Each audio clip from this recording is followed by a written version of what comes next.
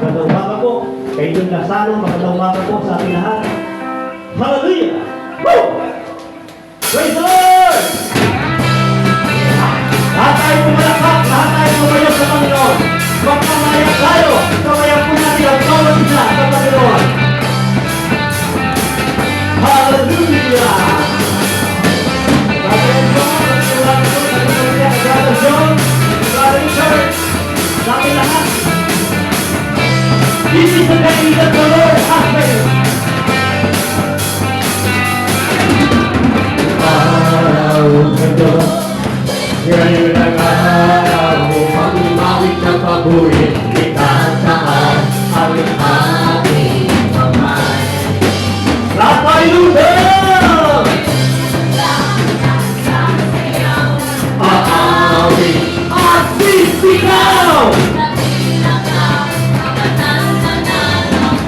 Sino pa? Lahat tayo umawit sa Panginoon. Ngayon ang araw upang umawit ng pabuhin. Lahat na natin sabay-sabay. Sabay-sabay tayo lupa!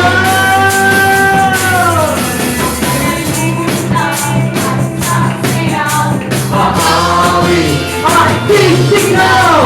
Dakila ka, kawalan na ng Diyos. Ika'y mapurihan, o Diyos na magkapangyarihan. Luwalhatin ka sa aming pagsama. Diyos na di na mabago. Ngayon ba't magkailangan? Ika'y papurihan hanggang sa tulungan ng hanggan.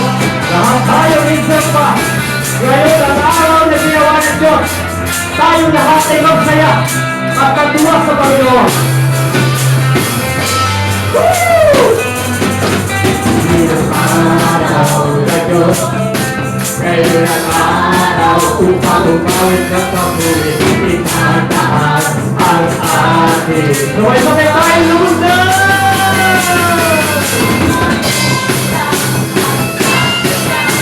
Aawit at sisigaw! Dakila ka, kabalay-balay. Minsan pa, ngayon ang araw ng Diyos! Ang araw ng Diyos. Ngayon ang araw upang umawit ng pabuhin. Itataan ang ating kamay. Hallelujah! Ako ay lulunan at sasayaw.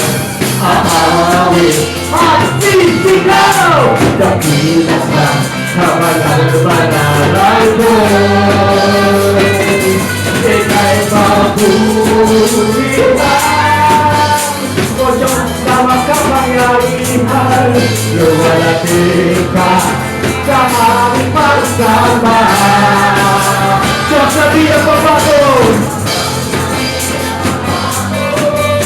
Ngayon magpagkailangan, ika'y papurihan hanggang sa tulungan. Ika'y papurihan, ika'y papurihan, o Diyos na magkapangyarihan. Luwalhatin ka sa aming pagsama. O Diyos na hindi na mabago. Ngayon magkakailangan, ika'y papurihan. Sabay-sabay!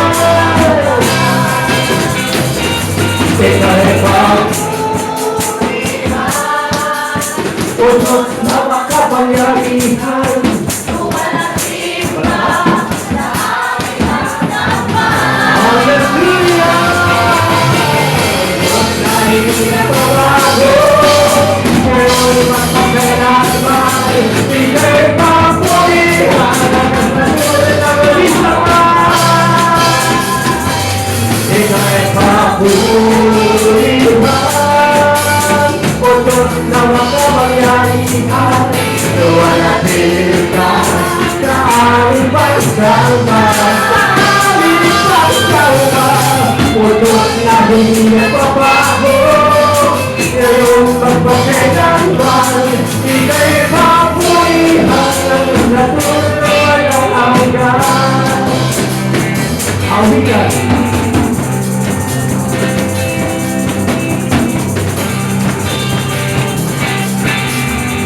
Okay, ganda pa, maganda'y nakaawitan.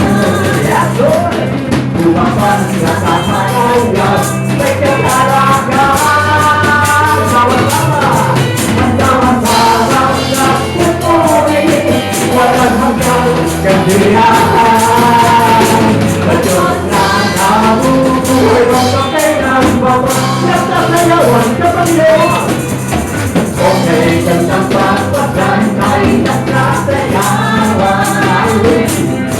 Inaralan sa pag-ibig niyaw sa iyong walang kawasawa. Walang hanggang kandiyan. Sa Diyos na nabubuhay, magpakay ng bawat walang lahat ay lumundag sa Panginoon. Okay, gandang pagpaganda'y naglulundagan. Lumabanan sa tahanan yan, may katalagan. Ang damat-damat yan ipupuhay, walang hanggang gabihan. Sa Diyos na nabubuhay, magpapay ng bawat isang pa, nalulungatan sa Panginoon. Okay, gandang pagpaganda'y naglulundagan. Lahat mo lang yun ang ganyan, bakit na nakahalayan, may katalagan. Masawang-sawang nagpupuri, walang hanggang kapilahan. Sa Diyos na nabubuhay, magpapailang bawat nagtama-tama. Sama-sama nagpupuri, walang hanggang kapilahan. Sa Diyos na nabubuhay, magpapailang bawat magsama-sama. Magsama-sama nagpupuri, walang hanggang kapilahan. Sa Diyos na nabubuhay, magpapailang bawat kay pabuyan, kay pabuyan. Kung Diyos na magpapagalitan, luwalagin ka sa aming pagdaman, sa aming pagdaman. Kung Diyos na hindi nagpapago, ngayon magpapagalitan, ika'y papulihan, nagsasunawalagan. Ika'y papulihan, nagsasunawalagan. Ika'y papulihan, nagsasunawalagan.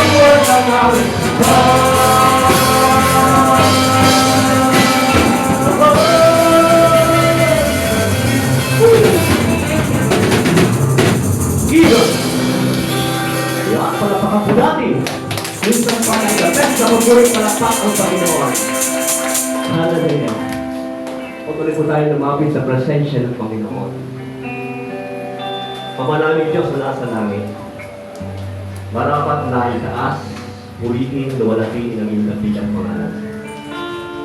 Sapagkat kung iisa-isahin po namin, kung patuloy po namin iisipin sa aming mga buhay, yung ginagawa mo sa aming Panginoon. Napakarami sa Panginoon. Hindi matutumbasan ang mga halaga, kayamanan sa mundo, yung mga ginagawa mo sa buhay namin, Panginoon. Kaya Panginoon, kami po'y buong puso na lumalapit po sa iyo, nagpapakumbaba. Patuloy po lilisin ang aming pong mga puso, ang aming pong mga buhay, Panginoon. Patuloy niyo kami turuan, ituwid, Panginoon, sa landas na aming pong mga tinatahan. Kaya amin po Panginoon, kapangyarihan ng Espiritu Santo, ang siyang patuloy na kumiyos sa buhay ng bawat isa. Narito po yung mga anak ama, aawin po kami sa iyo. Kayo gunawa yung aming po patuloy na makapasalamatan at maparangalan ng Panginoon. Hallelujah.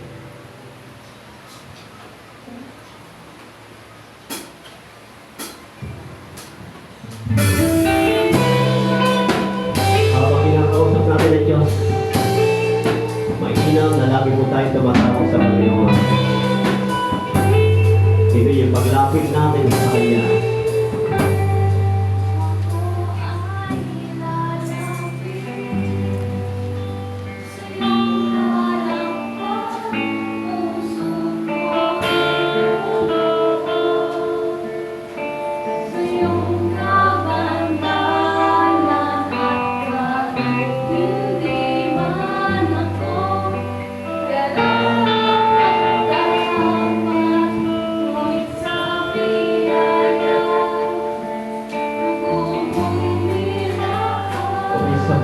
natin lumapit sa Panginoon.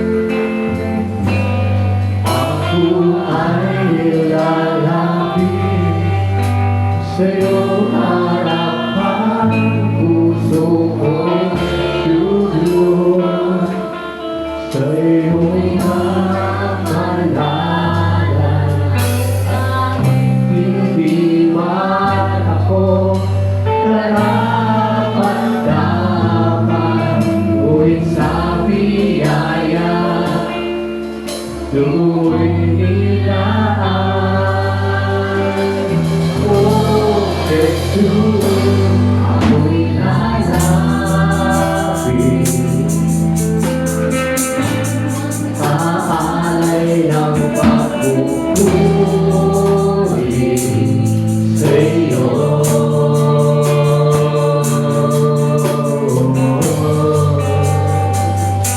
Ako'y naawit, iyan lang ang aking hiling sa iyo. Ako'y wala na. O nagmumula sa ating mga puso, gusto pa tayo lumapit sa kaluwalhatian at kapangyarihan ng Panginoon. Ako ay lalapit sa iyong harapan, puso ko'y luluhod sa iyong kabanalan. At hindi man ako karapat-dapat, ngunit sa biyaya tunay nilaan ka. Ako ay lalapit sa iyong harapan, puso ko'y luluhod sa iyong kabanalan. Kahit hindi man ako karapat-dapat, ngunit sa biyaya tuloy nilaan. Oh, Jesus, ako'y lalapit,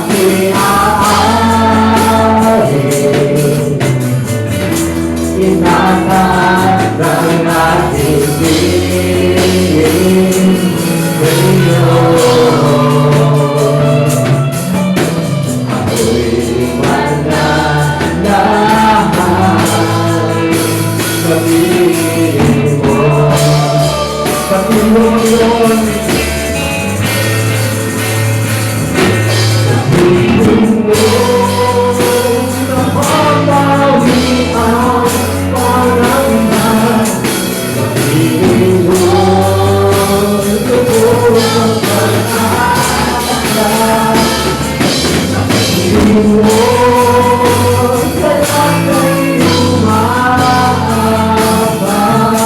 sa piling mo. Sumula sa iyong puso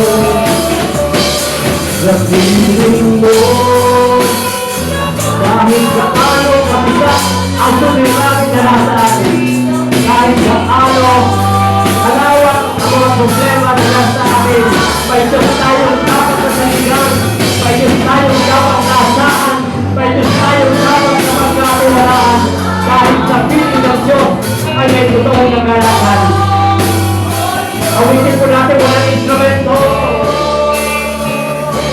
Sa piling mo napapawi ang pangamba, sa piling mo lubos ang pag-asa.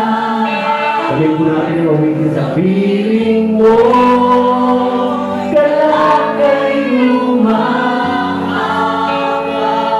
gusto ka na Diyos na mapakinggan natin. Ipagtitiwala natin sa Panginoon. Hayaan po na kami sa panahon ng instrumento. Uwitin po natin. Nagmumula sa ating mga puso. Dalhin po natin ang presensya ng Panginoon. Dahil napakapangyarihan ng Diyos. Kung lahat ng bagay, lahat ng ating kabalisahan, sakit at karamdaman, ipagkakatiwala po natin, may pag-asa po tayo sa Panginoon. Lalo higit yung buhay na walang hanggan na naghihintay sa ating lahat. Ganyan tayo kamahal ng Panginoon. Ganyan tayo ibig ng Panginoon. Panahagan lang namin ng Panginoon. Kaya sabay-sabay natin awitin dito sa Panginoon. Sa piling mo napapawi ang pangamba, sa piling mo huwag ng pag-asa, sa piling mo kalakay umaabaw, sa piling mo sorry mga taon ang hindi natin na magpapagating sa Panginoon. Sa piling mo ang pangamba, sa piling mo lubos ng pag-asa, sa piling mo kalakay umaabaw, sa piling mo sa piling mo, sa piling mo, sa piling mo, oh Diyos, sa piling mo, sa piling mo, oh Diyos, sa piling mo.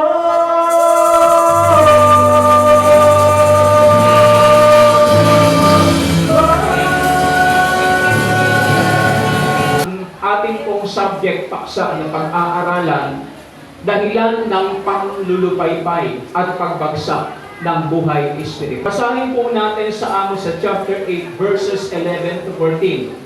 Sa salita ng Panginoon, ganito po ang sinasabi sa salita ng Panginoon sa pamamagitan ni Propeta Amos na nagsalita sa pamamagitan po ng Espiritu Santo. Sabi po diyan, narito ang mga araw ay dumarating. Ito po mga kapatid ay hindi pa nangyari sa kanilang panahon. Ito po mga kapatid ay darating at sa ating panahon napakalapit na po nito. Sabi ng salita ng Panginoon, narito ang mga araw ay dumarating. Pinag-aralan po natin nakaraan mga kapatid, ang pagbabalik ng Panginoon ay nagmamadaling mainam. Sabi ng Panginoon Diyos, na ako'y magpapasapit ng kagutom sa lupain. Hindi kagutom sa tinapay o awanman dahil sa tubig, kundi sa pagkarinig ng mga salita ng Panginoon. At sila'y magsisilaboy sa dagat, at mula sa hilagaan hanggang sa silanganan, sila'y magsisitakbo na paroon parito upang hanapin ang salita ng Panginoon at hindi masusumpungan. Ito po yung napakahirap. Naghahanap tayo ng ating ikalalakas, hindi po natin masumpungan. Sa salita ng Panginoon, makikita natin, sila'y magsisilaboy sa mga dagat at dagat. Kung dumating ang panahon na yan, mga kapatid, tayo ay yung dagat po kasi, mga kapatid, sa simbolo po ng Biblia ay sanlibutan. Pwede tayong mga spiritual ay makontaminate at tayo po ay mahawahang muli ng sanlibutan. Ang sabi diyan, at sila'y magsisilaboy sa dagat at dagat at mula sa hilagaan hanggang sa silanganan, silang magsisitakbo na paroot parito upang hanapin ang salita ng Panginoon. Salamat! Ngayon ay nasusumpungan pa natin ang salita ng Diyos. Hinahanap po natin ang salita ng Diyos at salamat sa Panginoon, nasusumpungan pa natin ito. Darating ang panahon, mga kapatid, na maghahanap tayo ng salita ng Diyos, wala na po tayong masusumpungan. Yan po ay nakahula po sa Biblia, sa salita ng Panginoon. At kung mangyari po ito, mga kapatid, kung mangyari po ito, napakadelikado po nito sa ating kaluluwa. Sa verse 13, ganito yung ating mababasa. Sa araw na yaon ay manglulupaypay sa uhaw ang magagandang dalaga at mga binata. Kahit napakaganda pa ng ating buhay espiritual, kahit tayo ay napaka-active, mga kapatid, ay pag dumating ang panahong ito, mga kapatid, sabi diyan, yung magandang dalaga, yan, hindi yung physical. Hindi po yung panlabas yan, mga kapatid, na kanyuan, kundi yung ating espiritu at kaluluwa. Napakaganda ng spiritual life na mga ito. Pero ang sabi ng salita ng Panginoon, pag dumating ang mga araw na yon, ang sabi diyan, sa araw na yaon, ay manlulupaypay sa uhaw ang magandang dalaga at mga binata. Sabi ni Kuya Eric nakaraan, paano yung pangit? Lalo po, mga kapatid, manlulupaypay yun. Yung maganda nga, mga kapatid, nanlupaypay eh. Lalo po yung pangit ang spiritual life. Hindi pinag-uusapan dito, mga kapatid, yung ating physical or outward appearance. Ang pinag-uusapan dito, yung ating pong kaluluwa. Dahil ang Panginoon, ang tinitingnan niya, hindi ang ating physical. Ang tinitingnan ng Diyos ang ating pong kaluluwa. Kahit napakaganda pa ng ating buhay espiritual, kung dumating ang panahon na yon, mga kapatid, hindi po tayo makakaiwas na tayo po ay manlupaypay. Verse 14, ito po yung negatibo. Silang lahat ay magsisisumpa sa pamamagitan ng kasalanan ng Samaria at nagsasabi, buhay ang Diyos mo, O Dan, at buhay ang daan ng Beersheba. Sila'y mga bubuwal at kailanman ay hindi mga kakabangon. Ito yung mahirap. Ngayon, mga kapatid, nabubuwal tayo at nakakabangon pa tayo pwede. Salamat sa Panginoon. Walang sino man sa atin na hindi nabubuwal. Lahat tayo ay nabubuwal at tayo po ay nakakabangon pa. Dahil may salita pa ng Diyos, mga kapatid, na nakakapagpabangon sa atin at nakakapagpatayo sa atin. Pag dumating ang panahon na yan, mga kapatid, wala na pong gagamitin ang Diyos pag yung isang tao na maganda dati ang buhay espiritual ay nanlupaypay at nabuwal. Sabi ng salita ng Panginoon, diyan sa kanyang salita, verse 14, sila'y magsisisumpa sa pamamagitan ng kasalanan ng Samaria at magsasabi, buhay ang Diyos mo, O Dan, at buhay ang daan ng Beersheba. Sila'y mga bubuwal. Ito, take note. At kailanmay hindi na makakabangon. Ano yung salitang kailanmay? Hindi na darating ang panahon na makakabawi. It is beyond recovery. Ito po ang napakapanganib, mga kapatid. Pag tayo po ay nabuwal sa panahon na yan, hindi na tayo makakabawi. Yun ang sinasabi ng salita ng Panginoon, Mateo sa chapter 7, verse 24 hanggang 26.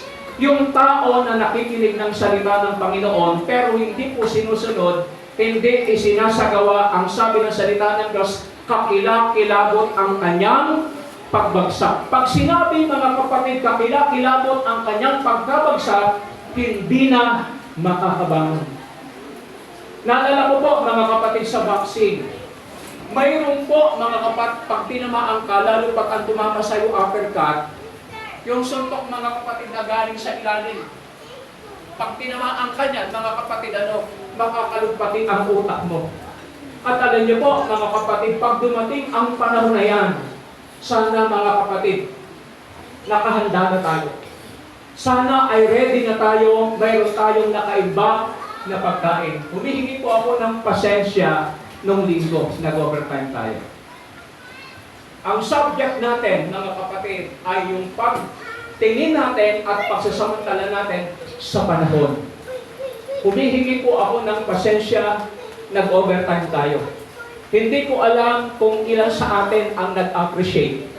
Hindi ko alam sa atin kung ilan ang nag-react. Pero, mga kapatid, kailangan po natin gawin yun. Kasi darating ang panahon na wala na tayong chance at pagkakataon na tayo ay makapaghanda. Sa salita ng Panginoon, pag dumating na ang panahon na yan, sabi ng salita ng Diyos, ako'y magpapasapit. Sigurado, mga kapatid, ang panahon na yan ay darating. Bago dumating yan, salamat po sa Panginoon, mayroong propesiya, may hula, mga kapatid, na nagpapauna sa atin para mapaghandaan po natin ito. Bago dumating yan, mga kapatid, ipinakita sa atin ang tawag niyang preview. Sa ibang salita, sa mga film ay thriller.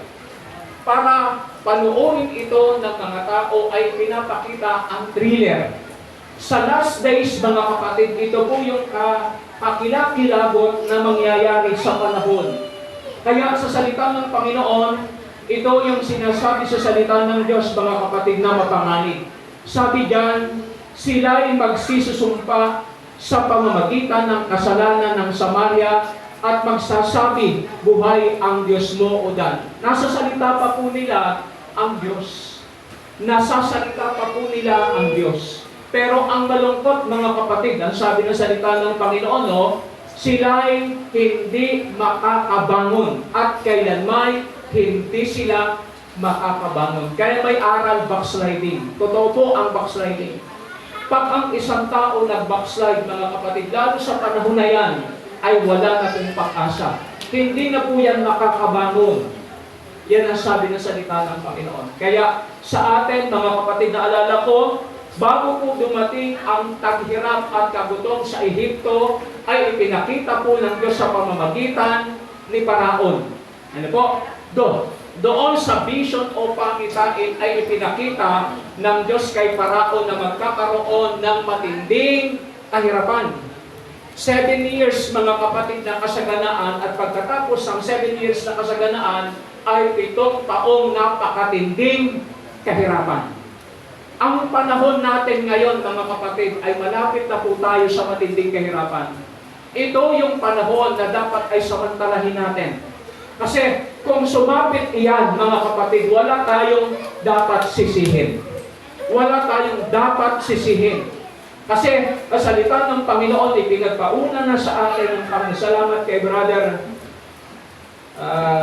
Edmond. Brad, salamat. Tinitingnan ko kanina, sabi ko, sino kaya yun? Salamat, Brad. Mayroon tayong gawain sa Santa Cruz. At kung kayo magbabalik sa Santa Cruz, mayroon tayong gawain yan. Kasi ang gusto ng Panginoon, mapaghandaan natin pare-paro ito. Salamat din kay Kuya Jun. Ang tagal namin, Kuya Jun, nananalangin sa Panginoon. At salamat sa effort ni Naninang Tess. Nakakabalik pa tayo sa Panginoon. Salamat at sa lahat, sa mga kapatid po natin sa pag-asa. Salamat po sa Panginoon. Kay Brother Lucino, sa mga kabataan po natin sa San Pedro, at ang bawat isa po sa atin. Salamat sa Panginoon, mga kapatid, nabubuwan tayo minsan dahil hindi pa nga po tayo matapat. Hindi pa tayo ganun ka-stable. Kadalasan ay nabubuwan tayo, pero salamat sa Panginoon, binibigyan tayo ng chance at pagkakataon ng Diyos na makabangon. Pag dumating ang panahon na ito, mga kapatid, wala nang tsansan tayo ay makabangon. Sino po sa atin, mga kapatid, ang hindi nakakaramdam ng panglulupaypay? Pakitas nga po ang kamay. Sino po sa atin, mga kapatid, ang hindi nakakaranas ng panglulupaypay? Pakitas nga po. Ako lang ata ang nakataas ang kamay. Pero lahat tayo, mga kapatid, ay nakakaranas. Pakitaas nga po ng kamay ng nakakaranas. Isa ako dyan. Lahat tayo. Pakitaas nga po ang kamay. Lahat tayo ay nalulupaypay. Lahat tayo ay nalulupaypay. Kaya po napakahalaga nito mga kapatid. At ang panglulupaypay, pag hindi na solusyonan mga kapatid, ay ikabubuan natin. At kung tayo ay magpabaya na talaga, nabuwan na tayo, nagpabaya pa tayo, hindi tayo makakabangon, hindi tayo makakabawi. Salamat sa Panginoon. Roman number 1 tayo namin. Yung sinong name po o katumbas sa salita ng panglulupaypay. Tingnan natin sa ating sarili kung wala tayo dito. Suriin natin ang ating sarili kung hindi natin nararamdaman ito. Nagkamali po ako mga kapatid. Ng spelling. Kaya sa salita ng Panginoon mga kapatid, ito yung katumbas na salita ng panglulupaypay. Suriin natin yung ating sarili kung hindi natin nararamdaman ito. Kasi kung nararamdaman natin ito at tayo po ay nagpabaya, napakadelikado nito, napaka-mapanganib nito. Ito po yung synonym o sa ibang salita, katumbas na salita o katulad na salita ng panglulupaypay. Sino po sa atin ang walang disappointment? Lahat tayo ay nadi-disappoint. Naalala ko, Sarah, yung best friend mo. Nag-post, sabi ni Sister Dilma, matindi ang kanyang disappointment kasi ang tindi ng kanyang expectation. Yung taong napakataas ng expectation mo, hindi mo na-meet ang expectation mo, mga kapatid, madi-disappoint ka. Kaya sa salita ng Panginoon, mga kapatid, lahat tayo nakakaramdam ng disappointment. Ano po yung disappointment? Na dismaya ka. Kaya sa salita ng Panginoon, mga kapatid, yan yung pong katumbas sa salita ng panglulupaypay. Sa ibang salita pa, frustration. Sino sa atin ang hindi napoprostrate? Ano yung salitang frustration? Yung pagkabigo. At alam niyo po, ang kabiguan natin, mga kapatid, napakatindi ng dulot nito sa ating kaluluwa. Kaya, yung frustration, mga kapatid, ay nararamdaman natin. Kamali po ako ng spelling. Dissatisfaction. Tunay-race. Dissatisfaction, yung hindi na tayo nasasatisfy. Lagi tayong may longing. Lagi tayong may hinahanap. Hindi tayong nakokontento. Ito, halos na same siya. Yung kalungkutan. Sino sa atin ang hindi nakakaramdam ng kalungkutan? Puro tayo mga kapatid nakakaramdam ng sadness, yung kalungkutan, yung displeasure. Ano bang displeasure sa Tagalog? Hindi tayo nalulugod. Hindi tayo nalulugod. Kaya yung displeasure mga kapatid nararanasan natin, kalumbayan, nararamdaman natin. Hindi tayo kontento. Sa ibang salita mga kapatid ng let down, sa ibang term ay cast down. Yung talagang sumadsad tayo sa lupa. Talagang bumagsak tayo. Lahat tayo ay nakakaramdam ng ganito. Hindi lang mga kapatid sa ating pong pisikal, kundi lalo tigit sa ating pong mga kaluluwa. Kung nararamdaman natin ito, kung nararamdaman natin yung disappointment, nararamdaman natin yung frustration, lahat tayo isa napupustrate tayo, hindi tayo satisfied, meron tayong kalungkutan, meron tayong mga kapatid na hindi tayo natutuwa, yung displeasure. And then meron tayong mga kalumbayan, hindi tayo kontento, at talagang sad-sad tayo, yung cast down talaga tayo. Yan ay isang mga kapatid katunayan na tayo ay non-lulupaypay.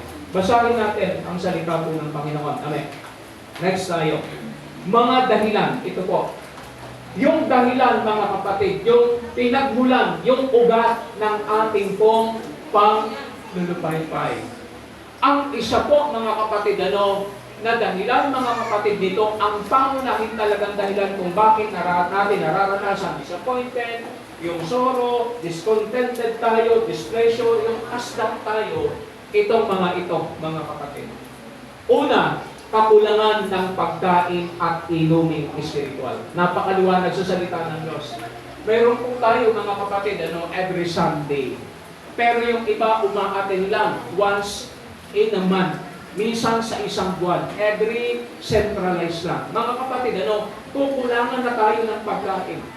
Ano po? At kung makulangan na tayo ng pagkain, napakalaki mga kapatid, napakalaki ng epekto nito sa ating kaluluwa. Basahin nga natin namin ito. sa aklat ng Isaiah sa chapter 5, verse 13 and 14. Ito mga kapatid ang sinabi, pag tayo ay kinulangan ng pagkain espiritual at inumin espiritual, tingnan po natin mga kapatid yung epekto sa ating kaluluwa. Kasalita ng Panginoon, sa verse 13, kaya't ang aking bayan ay nanasok sa pagkabihag sa kasalatan ng kaalaman. Ano salitang kasalatan? Kulang tayo ng kaalaman. Kulang tayo ng karunungan ng Diyos. Kaya sa salita ng Panginoon, mga kapatid, sabi diyan, kaya't ang aking bayan ay nasok sa pagkabihag. Ano ang dahilan? Sa kasalatan ng kaalaman. Pag sinabing kasalatan, kakaunti ang kanyang kaalaman. Kakaunti ang kanyang karunungan na a-absorb sa kanyang kaluluwa. Sabi dito sa salita ng Diyos sa verse 13, at ang kanyang mararangal na tao ay nangagugutom. Tama ang salita ng Diyos. Hindi ito sa pagkagutom, mga kapatid, ng ating katawan. Ito yung pagkauhaw at pagkagutom ng ating kaluluwa. Ang ganda, mga kapatid, ng ating Bible reading. Kinauuhawan ng aking kaluluwa ang Panginoon. Ang hinahanap ng ating kaluluwa hindi material. Ang hinahanap ng ating kaluluwa ay ang Panginoon. Kaya sa salita ng Panginoon, pag kinulangan tayo, mga kapatid, hindi tayo lagi umaaten, hindi tayo dumadalo, minsan lang tayo dumalo, mga kapatid. Ang sabi ng salita ng Panginoon, at ang kanilang karamihan ay nahahandusay sa uhaw. Yun din ang sinabi ni Propeta Amos. Pag dumating na tayo ay kinulangan sa pagkain espiritual at inuming espiritual, ito mga kapatid ang resulta sa atin. Sa verse 14, ang sabi diyan, kaya't pinalaki ng Sion ang kanyang nasa at ibinuka ang kanyang bibig ng walang sukat at ang kanyang kaluwalhatian at ang kanyang karamihan at ang kanyang kahangbugan at ang nagagalak sa gitna niyaon ay bumababa roon. Ano po ang ibig sabihin ng Sion? Sa ibang term ng Sion ay kamatayan. Sa ibang term, mga kapatid, ng Sion ay libingan. Sa ibang lingwahe, mga kapatid, liwat Hades, impyerno. Kaya sa salita ng Panginoon, kapag tayo ay kinulangan, mga kapatid, ng pagkain espiritual at inuming espiritual, lalaki ang butas ng Sion at doon tayo papasok. Sabi na salita ng Panginoon, mga kapatid, at pinalaki ang kanyang bibig ng walang sukat. Pag tayo ay mayroong salita ng Panginoon, mga kapatid, yung butas, yung po, mga kapatid, tawag doon sa kawikaan, dungaw.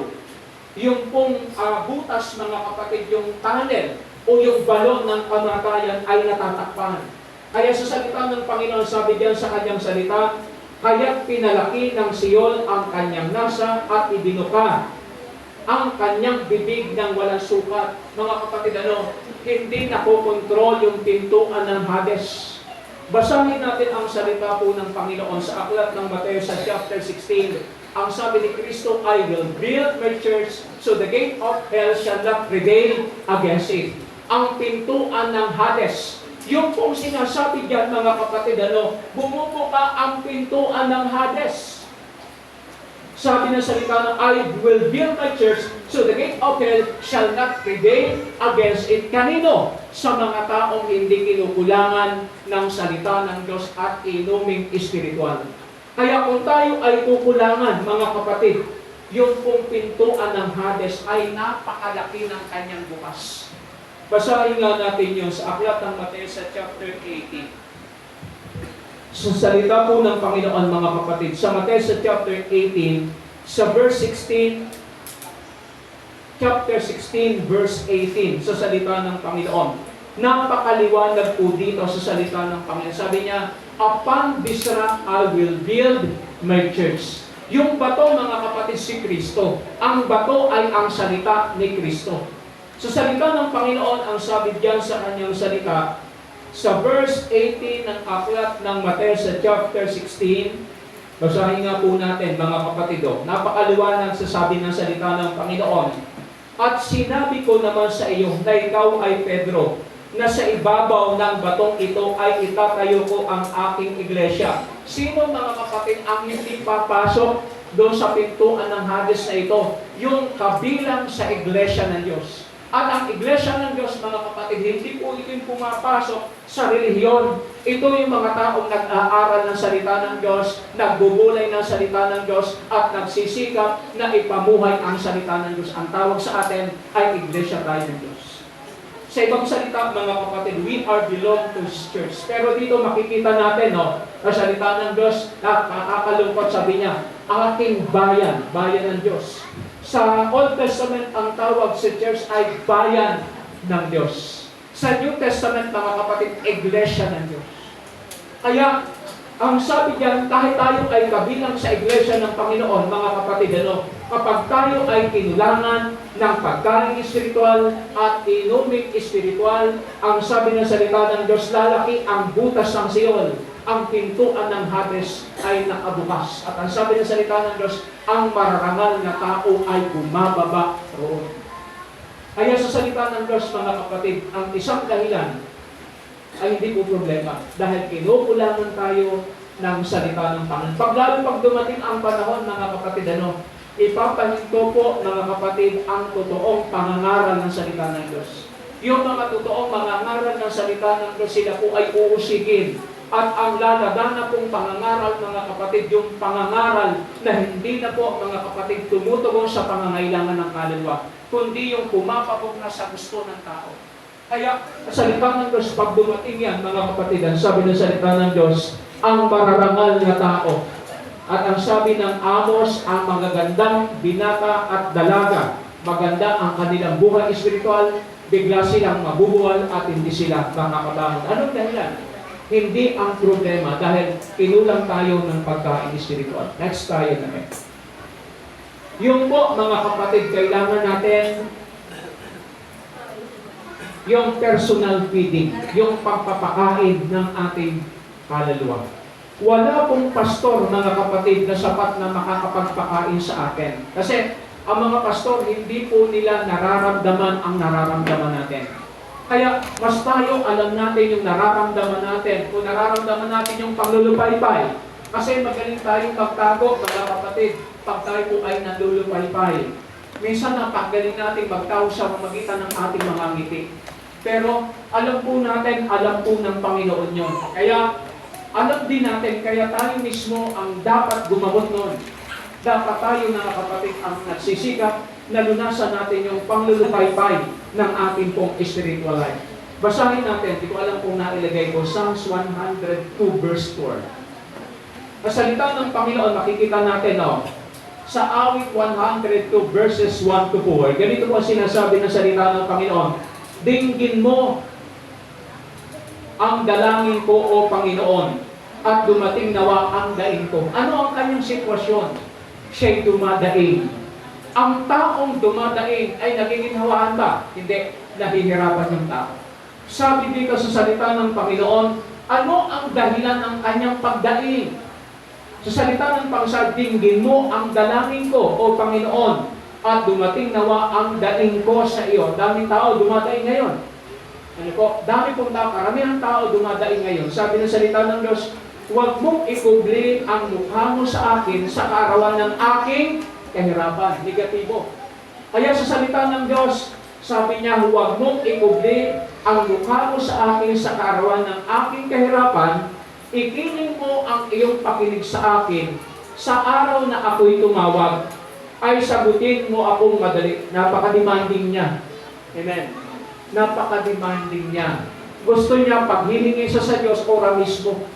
Hindi siya marunong magantay. Gusto niya, mga kapatid, ora mismo. Pag tayo ba humihingi sa Diyos, gusto natin ora mismo. Gusto natin agad-agad, mga kapatid. Tandaan po natin, pag tayo po ay humihingi sa Diyos, may tatlong pwedeng isagot sa atin ng Panginoon. Pwedeng oo kung kalooban ng Diyos. Pwedeng hindi, mga kapatid, kung hindi kalooban ng Diyos. At pwedeng mag-antay tayo. Ibang salita, tinitesting tayo ng Panginoon. Yan sa aklat po, mga kapatid, ng Daniel sa chapter 10, makikita natin yan. Okay, sabi diyan, ikiling mo ang iyong pakinig sa akin sa araw na ako'y tumawag, sagutin mo akong madali. Ito yung mahirap sa atin. Kinukondisyon natin ang Panginoon dapat agad-agad kasi kung hindi, mga kapatid, magbabackslide tayo. Hindi tayo a-attend, hindi tayo dadalo, hindi tayo maglilingkod. Ganyan minsan tayo, mga kapatid. Sa verse 3, sapagkat ang mga kaarawan ko'y nangapapawi na parang usok, at ang mga buto ko'y nangasusunog na parang panggatong. Ito, ang puso ko'y nasaktan na parang damo at natuyo sapagkat nalimutan kong kanin ang aking tinapay. Ito, mga kapatid, hindi naman niya sinadya yan. Hindi po intentional. Sabi sa salita ng Panginoon, ang puso ko'y nasaktan na parang damo at natuyo sapagkat nalimutan. Hindi intentional ito. Aksidente, mga kapatid, nakalimutan niya. Di ba tayo, mga kapatid, sa dami natin ginagawa, nakakalimutan po natin magbasa, nakakalimutan po natin makinig, mag-aral ng salita ng Diyos, sa masyado tayong busy. Kaya sa salita ng Panginoon, sabi diyan, nakalimutan. Ito, mga kapatid, hindi niya sinasadya, pero napakatindi ng epekto. Napakatindi ng epekto. Tayo, halimbawa, mga kapatid, nakahanda naman tayo, aatin sana tayo, Nanay Lilia, pero walang sasakyan. Walang sasakyan. Hindi makakarating dahil walang sasakyan. Mga kapatid, mayroon pa rin epekto sa ating pong kaluluwa. Kaya sa salita ng Panginoon, ang puso ko'y nasaktan na parang damo at natuyo sapagkat nalimutan mo. Paano kaya kung intentionally nilimutan talaga? Yung salita, mga kapatid, nilimutan talagang intentionally niya. Sinadya niya.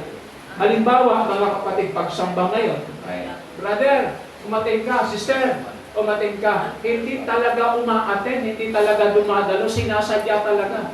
Mga kapatid, mayroon pong epekto yan. Ito ang mararanasan natin.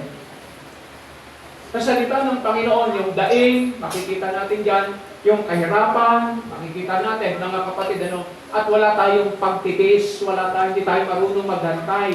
Ang gusto natin agad-agad, ang gusto natin, pag humingi tayo, uramis muna andyan. At pag hindi bibigay sa atin ng Panginoon, mga kapatid, magre-rebelde tayo. So, ganyan, mga...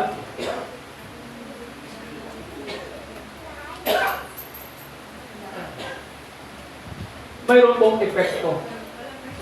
Excuse me po, sandali lang.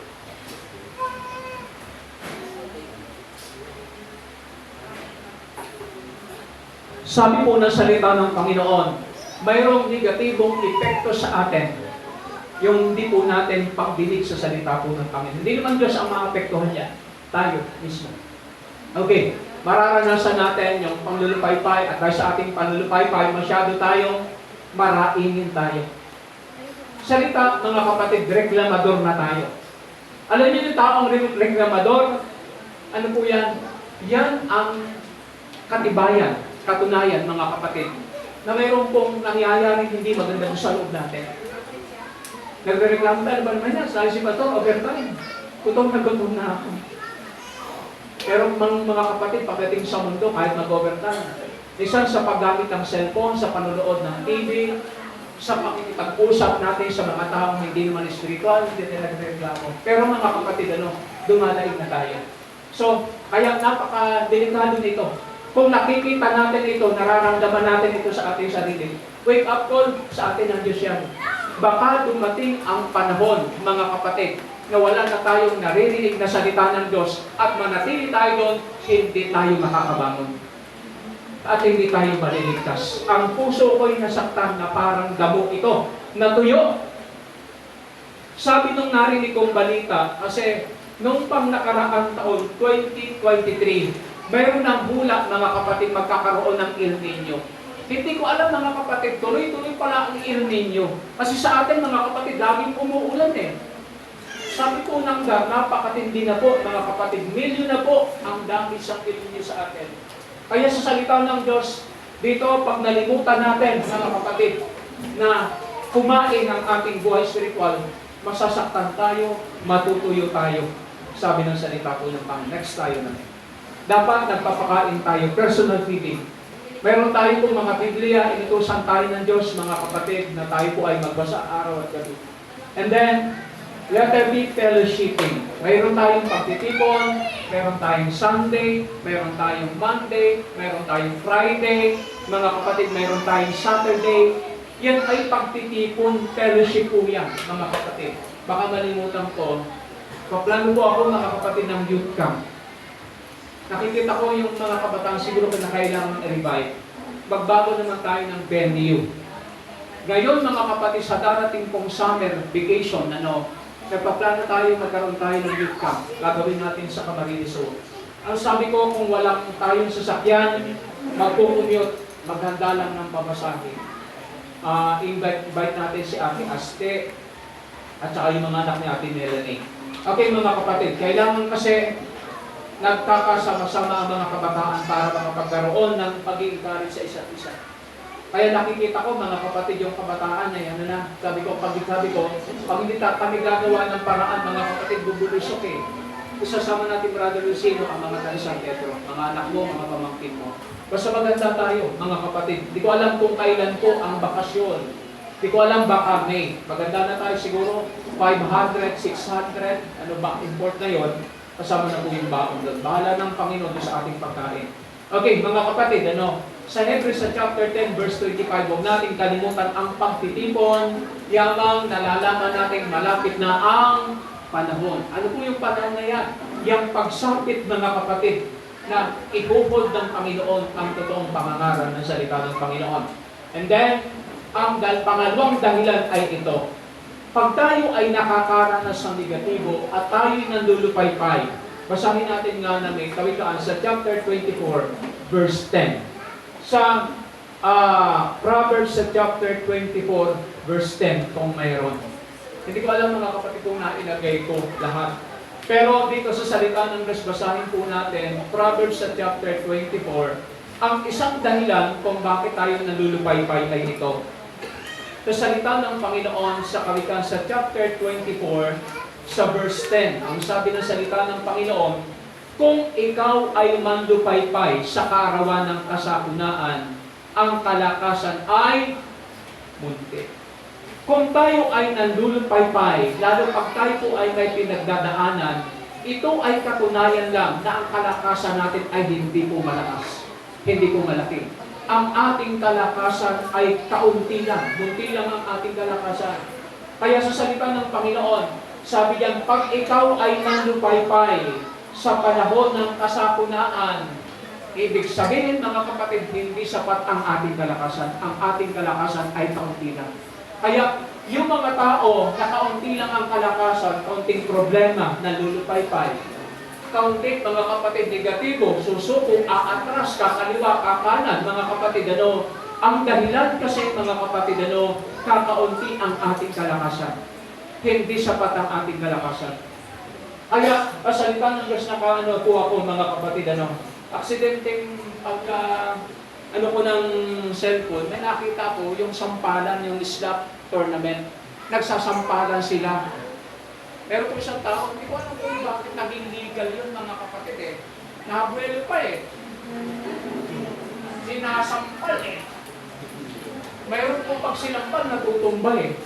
Mayroon naman, mga kapatid, kahit sampalin mo, walang epekto sa kanila. Napakalakas nila. Amen. Tayo ba ganon? Makarinig tayo ng negatibong salita na hindi naman tayo ang tinutukoy. Para ba tayo, mga kapatid, tutumba na tayo? Nagkukumbulsyon na tayo? Mga kapatid, ibig na sabihin, mga kapatid, ang kalakasan natin kaunti pa lang.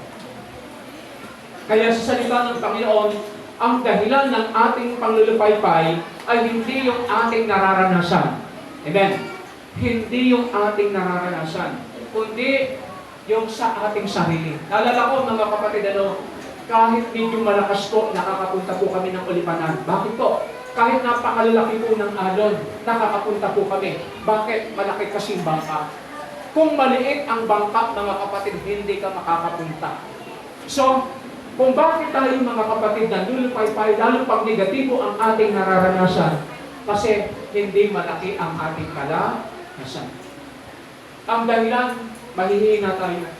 Kung bakit tayo nandulupaypay sa panahon ng kasakunaan, alala ko, sabi nga ni Kuya Nonoy, yung mga kasama namin, parang normal na lang mga kapatid yung amihan. Tinitingnan ko kanina diyan, mga kapatid umaga, sabi ko napakalakas na naman. Pero yung lakas na yun mga kapatid, hindi ko nakakahadlang. Bakit? Kung kakayanin ng bangka, makakarating ka. Kasi kung malaki naman ng bangka, mga kapatid, makakarating ka. So kahit ano pong maranasan natin, makakaya natin kung ang ating kalakasan ay malaki. Ang isang dahilan kung bakit tayo nalulupay-pay, ang lakas natin kaunti lang. Kakaunti yung ating kalakasan. Mga kapatid, letter A, sa mga naririnig na salita ng Diyos. Diba? Naapektuhan tayo, nasasaktan tayo. Kasi yung ating lakas ay hindi po malaki. Kaya sa salita ng Panginoon, ang isang dahilan kung bakit tayo nalulupay-pay dahil yung kalakasan natin kaunti lang. Mga negatibong nararanasan. Hindi, mga kapatid, hindi yung nararanasan natin ang may problema. Amen. Ang may problema ay tayo. Bakit, mga kapatid, yung ating lakas kaunti lang? Wala pong problema minsan doon sa salita na naririnig natin. Ang may problema tayo. Kaya sa salita ng Panginoon, mga kapatid, ang dahilan ay kakaunti ang ating kalakasan. Bakit kakaunti ang ating kalakasan? Madalang tayong dumalo, madalang tayong umaten, madalang tayong magbasa ng Biblia. Aaten lang tayo pag tayo may kailangan sa Diyos, mga kapatid. Aaten lang tayo, mga kapatid, pag gusto natin, pero pag ayaw natin, hindi tayo nauubliga. So, ang lakas talaga natin, hindi po lalaki. Kaunti yung ating kalakasan. At pag tayo dumating sa kasakunaan, malulupay-pay tayo. Mararamdaman natin disappointment, discouragement, yung kalungkutan, mga kapatid, yung discontentment, dissatisfaction, mararanasan natin yan, mararamdaman natin yan. Kaya sa salita po ng Diyos, mga kapatid, sana, magkaroon tayo ng tsansa. Itong kaunting kalakasan natin, madagdagan pa natin. Okay. Letter number 3, takot sa mga nangyayari sa mundo. Nalala ko, mga kapatid, yung pinupost ko sa social media, sabi ni Pangulong Duterte, kung magsiserve na po mga kapatid ng search warrant, mga kapatid, makikipagbarilan siya. Sabi niya, hindi siya papayag mga kapatid niya sa hulihin, naglalaban daw siya. Yun ang napanood ko. Yun din ang sinasabi mga kapatid ng kanyang attorney. Kung huhulihin siya, hindi siya magpapahuli ng buhay, makikipagbarilan siya. So mga kapatid, minsan pag nakakarinig tayo mga kapatid ng mga ganon, nakakaranas tayo ng takot. At yung takot, mga kapatid, yan po ay nakakapagpalupay-pay sa atin. Basahin natin na may kung meron. Luke sa chapter 21, verse 26. Naalala ko, sabi ng balita na nakinig ko ako kagabi, may magandang balita daw po, mga kapatid. Magro-roll back po ang crudo. 0.30 cents lang. Samantalang kung tumataas piso, ang rollback, mga kapatid, 0.30. So, mga kapatid, magandang balita na yon. Amen. Mabababa po, mga kapatid, ang crudo, 30 centimos. Pero kung tumataas, mga kapatid, napakataas, piso, 2 piso. Pero, mga kapatid, kung marinig natin, yung mga yan, pwede po tayong manlupay-pay. Nang narinig ko, sabi ko, pag tumataas, napakalaki. Pag nagbabawas, napakaliit. So, hindi na po maganda yung naririnig nating mga balita. Dito sa salita ng Diyos, sa Luke sa chapter 21, mas marami pang darating. Mas marami pa mga kapatid na maririnig tayo na darating sa mundo. Sabi po, mga kapatid, doon sa balitang narinig ko, yung mga Amerikanong scientists, mga kapatid, tetest po nila ang hangin sa Pilipinas. Kasi po, itong global climate change, ibang salita, buong mundo nakakaranas ito eh. Kung papansinin natin, pinapahintulutan ng Panginoon, yung global na yan, yung buong mundo na pagbabago ng panahon, nakakatakot yan. Kasi pwede po, mga kapatid, magkaroon po ng tsunami, pwede magkaroon po ng physical disturbances, lindol, mga kapatid, bagyo, pag nagkakaroon.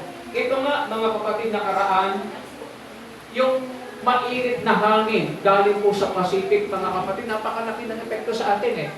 Nagpapalakas ng amihan, nagkukos po, mga kapatid, ng ulan. So yung panahon ay napakalaki ng epekto sa atin. Pag narinigan natin yan, mga kapatid, pwede tayong manglupay-pay. Kagaya ngayon, tataasan man ang bilihin po natin. Naalala ko mga kapatid nakaraan, ang nabasa natin sa Facebook, naging senior na ang bigas.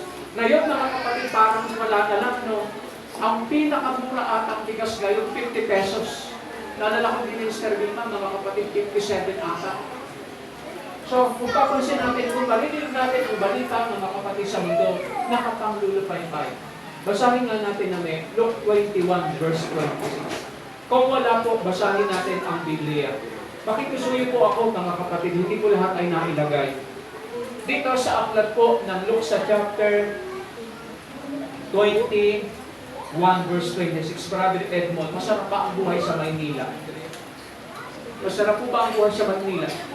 Hindi po masarap ang buhay sa Maynila, mga kapatid. Akala lang ng iba, masarap po ang buhay sa Maynila, hindi po napakahirap ang buhay doon. Lahat ay bibilhin mo. Different katulad dito. Pupunta ka lang sa bukid, makakapulot ka ng iyo, makakakuha ka ng panggulay.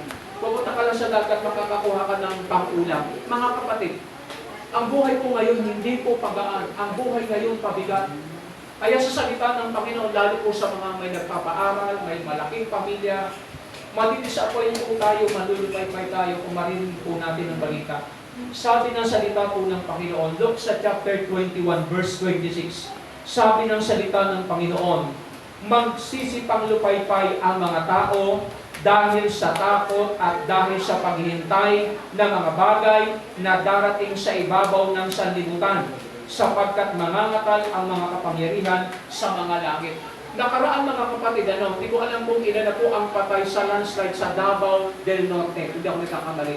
Sa Davao region mga kapatid, napakatindi po ng baha, nag-landslide. Hindi ko alam kung ilan po ang namatay. So, naalala ko si Eric, sabi niya pag dumadaan daw siya diyan sa may kalero, nagmamadali siya kasi nakakatakot yan eh. Lalo narinig natin mga kapatid, may landslide. Kung tayo mga kapatid ay makakarinig ng mga balitang nangyayari sa mundo, Lindol, mga kapatid, yung kahirapan, naandyan na po, digmaan. Ngayon may digmaan na naman, mga kapatid, ang Amerika at ang Britanya.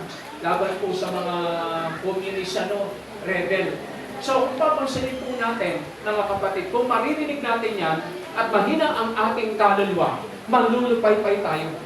Kaya sa salita ng Panginoon, sabi niya sa salita ng Panginoon, Luke 21, verse 26, sabi niya, magsisipanglupay-pay ang mga tao dahil sa takot. Ito mga kapatid, halimbawa, may nabalitaan tayo mga kapatid, mayroon namang bagong virus. Nabalitaan tayo mga kapatid, bago na namang sakit. Siguro ang gagawin ng iba, pabakuna din, pabakuna doon. Amen. Yan mga kapatid, ang dahilan na tayo nalulupay tayo. Gusto natin ang proteksyon, kailangan protect tayo sa pamamagitan po ng bakuna. Wala namang masama. Pero, kaya ba tayo mga kapatid, proteksyon na yan? Alam natin, pag nangyayari sa atin yan, mga kapatid, ibig lang sabihin na lulupay-pay na tayo. Kasi hindi natin kaya kung pagtiwalaan yung immune system, yung natural immune system, mga kapatid, inilagay ng Diyos sa ating katawan.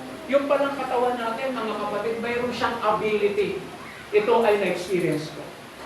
Ito, mga kapatid, nung tinanggalan ko ako ng bato sa abdo, tinanggal yung abdo ko nga, tinanggal. Kasi mayroong bato. Iba yung pakiramdam ko sa katawan ko. Sabi ko, naninibago yung katawan ko. Ang sabi po ng surgeon sa akin, yung katawan nyo po, nag-a-adjust yan. Ako normal na yung nararamdaman ko ngayon. Kahit pala, mga kapatid, mawalan tayo ng isang organ, kaya pa rin ang ating katawang mag-adjust at mag-survive. Bakit? Nilagyan ito ng Diyos ng capacity, ng kakayanan. Kaya yung ating lakas, mga kapatid, halimbawa, mga kapatid, gaya ngayon, meron naman po, mga kapatid, nagbabanta po masakit. Ano gagawin natin? Magpapabakuna tayo. Di ko naman, mga kapatid, kinukwestiyon yung mga nagpabakuna natin kapatiran. Sana kung dumating ang panahon, mga kapatid, at mayroon na naman po, bantang ganyan, sana hindi tayo nalulupay-pay. Sana hindi tayo natatakot. Sana wag. Pag naririnig natin yan, mga kapatid, anong nangyari sa atin, iba nagpabakuna, ibig sabihin nalulupay-pay tayo. Hindi ko kayo kinukutin, mga kapatid. Nakakaranas tayo ng takot, pangamba. At dahil tayo nakakaranas ng takot pangamba, mga kapatid, alala ko may nakikita naman tayo, naka-face mask. Wala pong masama. Wala pong masama. Ilan ba yun? Kahapon, pumunta lang ako ng bayan. Pagbalik ko, mga kapatid, bumangatsin na ako. Kaya pala, mayroon po ako nakikita, mga kapatid, naka-face mask. Natatakot na naman, gusto mag-ingat, mag-protekta. Wala pong masama. Pero, pag tayo ay may naririnig na negatibo at tayo nalulupay-pay, nawawalan tayo ng courage, nawawalan tayo ng lakas, mga kapatid, nalulupay-pay tayo. Lalo kung tayo ay makakarinig ng negatibo. Basahin nga po natin ang salita ng Panginoon. Dito sa verse 36, magsisipang lupay-pay ang mga tao dahil sa takot at dahil sa paghintay ng mga bagay na darating sa ibabaw ng sanlibutan. Nakaprograma na po ang lahat, mga kapatid. Nakaprograma na yan. Kaya ito pong ikinakasa po, mga kapatid, na constitutional amendment at tawag CHACHA. Yung pagbabago po, mga kapatid, ng saligang batas na wala po sa Biblia. Tayo welcome, mga kapatid, mangyayari yan. Kahit sino po ang mag-oppose. Yan po kasi, mga kapatid, ay sa pagbibigay daan. Ano po, isang maghahari sa buong mundo. So sa ibang salita, lahat ng saligang batas ng mga bansa, mga kapatid, babaguhin. At ito ay aayon po sa panukala ng one world leader. So kung papansinin natin, kung maririnig natin yan, siguro kung di natin alam yon, parang normal lang sa atin yun eh. Pero alam natin, mga kapatid, yan po ay napag-aralan natin 2000 pala. 24 years ago. Pinag-aralan na natin yan, mga kapatid, ano? At yan na, napakalapit na. Yan po nga, mga kapatid, nangyaring COVID-19.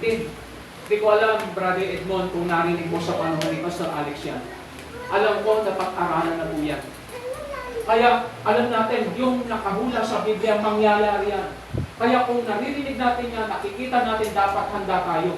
Dapat naghahanda tayo para pag dumating yan, hindi tayo nandulupay.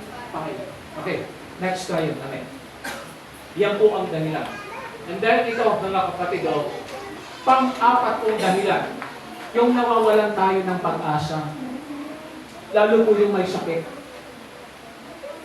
Lalo pag yung tao dumadanas ng matinding sakit, na parang ang sakit niya walang lunas.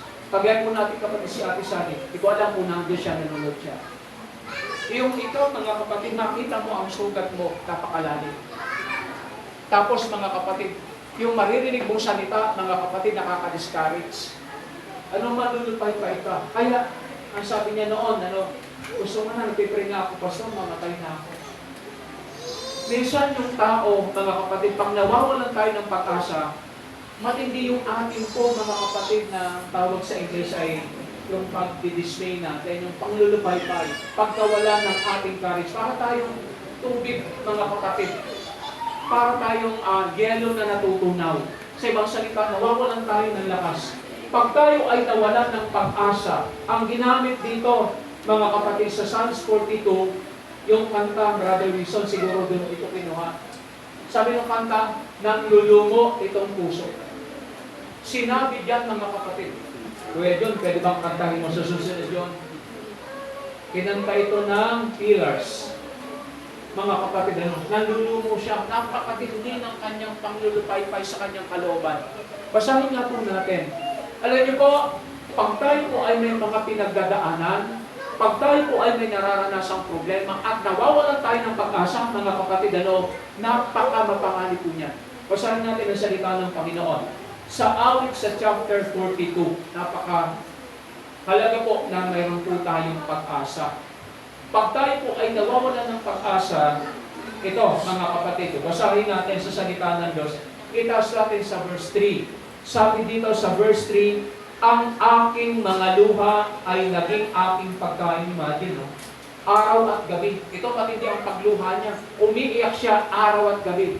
Kaya sabi ng ating kapatid, ang ginagawa daw niya, pag nararamdaman niyo yung sakit, iyak lang siya ng iyak. Iyak lang siya ng iyak. At ang sabi niya sa kanyang salita, itong si David, naranasan din niya yan. Ang sabi ng salita ng Panginoon, ang aking mga luha ay naging aking pagkain araw at gabi, habang kanilang sinasabi, lagi sa akin, saan na andon ang iyong Diyos. Parang nararamdaman niya, napakalayo ng Diyos. Nararamdaman natin mga kapatid, parang walang tulong ang Diyos. Halimbawa, may problema ka, tagal mo, mga kapatid, pinapanalangin, parang wala ka nakikitang progreso. May sakit ka, hindi nababawasan yung sakit mo, minsan nawawalan ka ng pag-asa. Mga kapatid, kapag hindi po natin ma-resolve yan, manlulupay-pay tayo. At yung panglulupay-pay natin, kung ito ay lumala, pwedeng ikabagsak ng ating buhay spiritual. At kung dumating ang panahon, mga kapatid, baka hindi na tayo makabawi. Ang salita ng Panginoon, basahin uli natin, verse 4. Ang mga bagay na ito'y aking naalala at nanlumo ang aking kaluluwa sa loob ko. Ito pa yun. Yung panglulumo ang sinabi dito. Yung matinding kalungkutan, cast down yung ginamit natin kanina. Masyadong sadsad ang kanyang kalooban. Bagapag wala siyang kapayapaan, wala siyang kagalakan, walang kasiyasiya ang kanyang loob. Yung puno siya ng kalungkutan at kalumbayan. Sabi niya, ang kaluluwa ko sa loob ko, kung paano ako'y nagpatuloy sa karamihan at pinagtubayan ko sila sa bahay ng Diyos, natilid ng kagalakan at pagpupuri sa isang karamihan na nagdidiwang ng kapistahan. Bakit nanlulumo ang kaluluwa ko? Bakit ka nababagabag sa loob ko? Umasa ka sa Diyos sapagkat pupuri pa ako sa Kanya dahil sa kagalingan ng Kanyang luha. Kapag tayo nakakaranas ng paglulumo, mga kapatid, ang makakarason po dito, ang makapagbibigay po ng solusyon dito, hindi po material, hindi rin tao, kundi ang Panginoon. Kaya, ang sabi ni David, pinauuhawan kita. Okay, salamat sa Panginoon. Sa verse 5, bakit ka nanglulumo o kaluluwa ko? At bakit ka nababagabag sa loob ko? Umasa ka sa Diyos. Minsan kasi, mga kapatid, kung bakit tayo nanlulupay-pay, ang inaasahan kasi natin tao, inaasahan natin pera, inaasahan po natin mga kapatid, mga bagay ng mundo na mayroon pong limitasyon. Pero kung sa Diyos, mga kapatid, ang ating pag-asa, hindi tayo manlulupay-pay.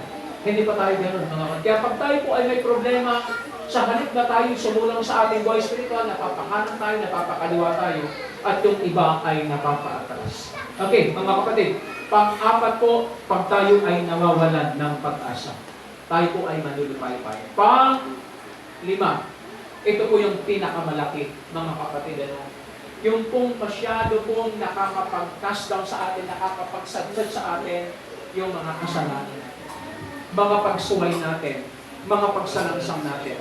Kaya po, sa salita ng Diyos, hindi ko po nailagay dyan, mga kapatid, sa Psalms 51. Sa Psalms 51, makikita natin napakatindi ng panglulupay-pay ni King David yan. Pero, basahin natin namin ito. Sa awit 119, verse 67 hanggang 71. Ginamit namin ito sa yung kahapon. Sa awit 119, 67 and 71. Kung wala, basahin na lang po natin sa ating Biblia. Pero alam ko namin, meron. Meron yan. Maliban na lang na erase. Basahin po natin sa ating Biblia, mga kapatid. Pagkakala po natin, pag dumating ang panahon, wala nang ganitong pag-aaral, mga kapatid. At kung tayo'y makaranas ng ganito, na hindi natin alam, mga kapatid, pwedeng bumagsak tayo. At kung tayo ay tuluyang bumagsak, hindi na tayo makaka-recover. Pero salamat sa Panginoon, mga kapatid, binibigyan tayo ng chance at pagkakataon ng Panginoon. Marinig po natin ito. Sa awit 119, 67 hanggang 71, bago ako nagdalamhati ay naligaw ako. Ngunit ngayon tinupad ko ang iyong salita. Ikaw ay mabuti at gumawa ng mabuti. Ituro mo sa akin ang iyong mga palatuntunan. Ang palalong ay kumata ng kabulaanan laban sa akin. Aking tutuparin ang iyong tuntunin ng buong puso ko. Ang puso nila'y ay matabang gaya ng sego, ngunit ako'y naaaliw sa iyong kautusan. Mabuti sa akin na ako'y napighati upang matutunan ko ang mga palatuntunan mo. Mga kapatid, pag tayo po ay sumusuway, pag tayo ay sumasalangsang sa Panginoon, hindi po magandang mararanasan natin. Yung ating pagsuway, mga kapatid, kasalanan, mapapasaya din tayo nito. Amen. Liligaya rin tayo nito, pero panandalian lang. Basahin natin ang salita ng Panginoon. Kasi minsan ginagratify ng tao yung desire ng kanyang gusto. Ginagawa ng tao yung gusto niya. Sasaya tayo, mga kapatid. Liligaya rin tayo. Yun ang sinabi ng salita ng Panginoon. Pero ito ang sinabi, mga kapatid, ni Paul. Sa sulat po niya, mga kapatid, sa Hebrews chapter 11. Basahin po natin sa Hebrews chapter 11, sa verse 25. Makikita natin dito sa salita ng Panginoon na pinili pa na siya'y tampalasanin na kasama ang bayan ng Diyos kaysa magtamo ng nagsisikupas na kaligayahan sa pagkakasala. Sa pagsuway natin, mga kapatid, sasaya rin tayo. Sabi ng salita ng Diyos, pero yung ating kaligayahan, sabi niya, ay kukupas din. Sa ibang salita, hindi magtatagal. At yung ating kagalakan na yan, mga kapatid, pagkatapos natin, mararamdaman natin yung napakatinding guilt uusig ng ating buti. Ang napakatinding makapagpalupay sa atin, kasalanan. Pag ating ilalabag ang kautusan ng Diyos. Meron nga, mga kapatid, parang normal na nang mag-short. Nakita ko nga, mga kapatid, yung yung anak ng pastor na dating kasama natin. Kasi sa kanya, mga kapatid, okay na lang kahit anong suot. Sa kanya, yun, pwede yun. Pero sa atin, mga kapatid, sa aral ng Biblia, hindi okay. Wala ba tayong nararamdaman na guilt na para bang ganito yung suot natin, mga kapatid? Wala tayong bang nararamdaman, mga kapatid, na kanting pusig ng budi, konsensya, parang normal sa atin? Kapangalan din yun, mga kapatid. Pag tayo nakakasuway, nakakalabag, alam natin, hindi po tama ang ginagawa natin, pero masaya pa rin tayo, mga kapatid. Mahirap po yan, mga kapatid. Baka bagsak natin, hindi na po makarecover ang ating kaluluwa. Ang isa po sa pinakamalaking, mga kapatid, na pwede pong makapagpalupaybay sa atin, yung pagsuway natin at pagsalasay. Sasaya tayo dahil magagawa po natin ang ating gusto. Walang pipigil po sa atin, mga kapatid. Pero ang sabi ng salita ng Panginoon, matindi pong kalungkutan ang mararanasan natin. Basahin nga natin ito na kung nailagay ko. Daniel sa chapter 9, verse 11. Sabi ng Daniel, sabi niya, oo, buong Israel. Ito, lahat sila. Sabi niya, oo, buong Israel ay sumalangsang sa iyong kautusan. Ito ang kalagayan ng Israel. Kaya sila, mga kapatid, madalas po silang pinaparusahan ng Diyos. Alam niyo po, sa kasalanan po nila na yan, sila po, mga kapatid, dinala ng Diyos sa Babylonia, 70 years. 70 taon silang naalipin ng Babylonian. Kaya sabi diyan, oo, buong Israel ay sumalangsang sa iyong kautusan sa pagtalikod upang huwag nating talimahin ang iyong tinig, kaya't ang sumpa ay nabuhos sa amin.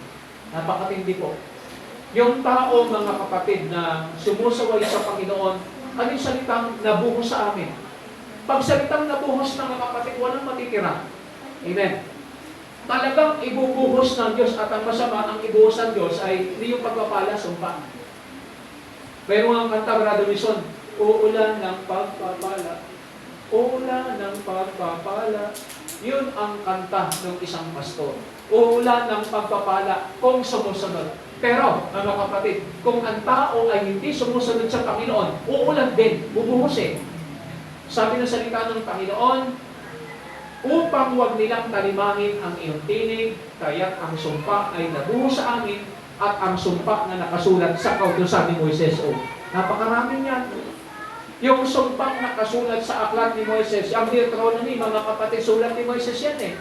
Napakarami niyan, mga kapatid. Kaya, ang dahilan kung bakit tayo nandulupaypay dahil sa mga pagsuway at kasalanan na nagagawa natin. Mga kapatid, dahil pag tayo sumusuway, sabi ng salita po ng Panginoon, yung sumpa po ay mabubuhos sa atin. Sabi niya, sapagkat kami ay nagkasala laban sa Kanya. Pag hindi po natin sinusunod ang kautusan, hindi po sa pastor, mga kapatid. Hindi po sa mga tagapagturo tayo sa nakakasuway tayo sa Diyos. Minsan, pag nakashort, mga kapatid, darating yung pastor, magtatakbuhan. Alam niyo po, wala namang tayong kasalanan sa akin. Lamang mga kapatid, nagkakasala po kasi tayo sa Panginoon. Okay, yan po ay matindi makapagpalupay tayo. Okay, next tayo na. Bilisan ko na po. Baka may manglupay-pay na naman dito. Kasi sobra yung time natin. Alas 12, hihinto po ako kahit di tapos. Pwede? O wala man lang nag-disagree. Gusto po yung pinto na lang. Abasahin ko na lang po ito. Baka ito pang lupay-pay pa natin. So, kung nadaan natin, ang salita ng Diyos hindi po nakakapang-lupay-pay. Hindi po. Ang salita ng pang-negatibong epekto sa epekto ng panglulupaypay, malamig at walang sigla sa pakikinig. Ito, nararamdaman ba natin ito? Pag tayo'y nanlulupaypay, yung init natin sa pag-aara sa salita ng Diyos, wala, napakalamig natin para tayong gelo.